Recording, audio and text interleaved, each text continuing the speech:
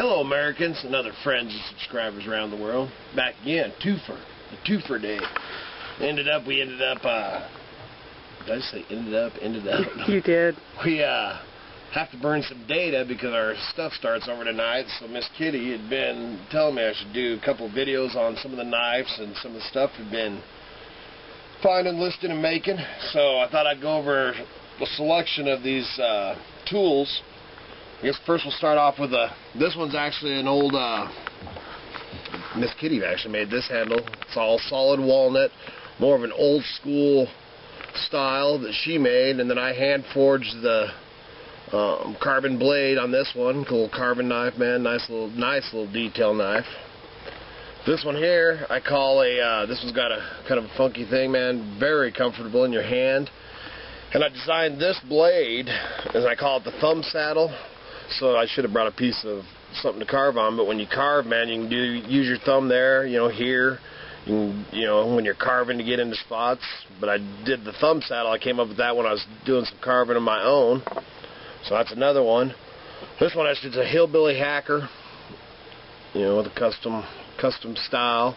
Man, this one's a good, just all around, man. I use these a lot when I'm doing my twigging and lodge pole. I actually have one that's a little larger, more like this one here, that I really like for doing the lodge pole and twigs. So then we got this one. This was actually, these ones are made out of, totally from scratch, scrap steel, of course. Everything I make and stuff is reclaimed steel and wood and everything. This one was originally another high carbon blade that was messed up, so I ended up customizing, the blade and steel and everything, and then put custom handles on it. And it's a good one. This one actually is very nice for lodge pole and everything, but also a great, we use something like this sometimes when we're out foraging for and mushrooms.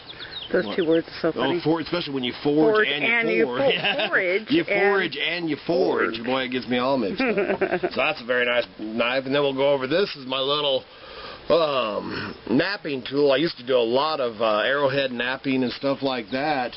And when I was 15, I tell the story. I write a little story on my description on eBay on them.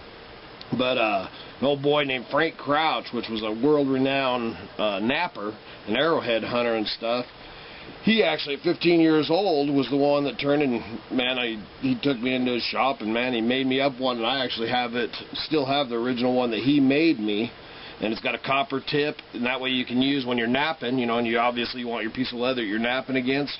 You got the copper, and then you also have the antler in, too. Man, very, very nice napping tool. These are all on eBay. Is with the Idaho Hillbilly on eBay. All these are on right now. There's a link on the About page. Yeah, there's a link on the About page. We're really trying, we keep plugging our IdahoHillbilly.com, but the knives and stuff have been selling as fast as I can make them, so it's trying to get ahead of the game here so I can get more stuff on there, so we're still working on that. And then I thought I'd show you what we found last trip up the River of No Return, the Salmon River.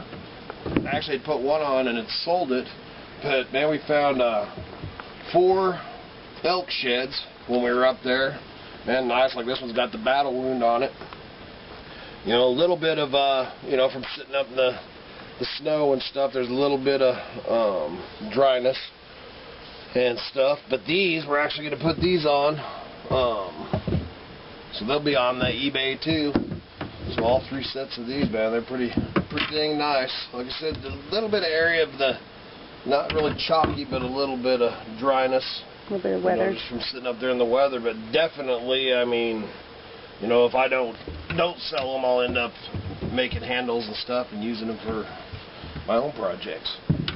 So there you go. So I guess that burned a little bit of data. Anything else you can think of, Miss Kitty? No, ma'am. Did you want to do that? You should have done this whole segment. All right. So y'all have a wonderful day.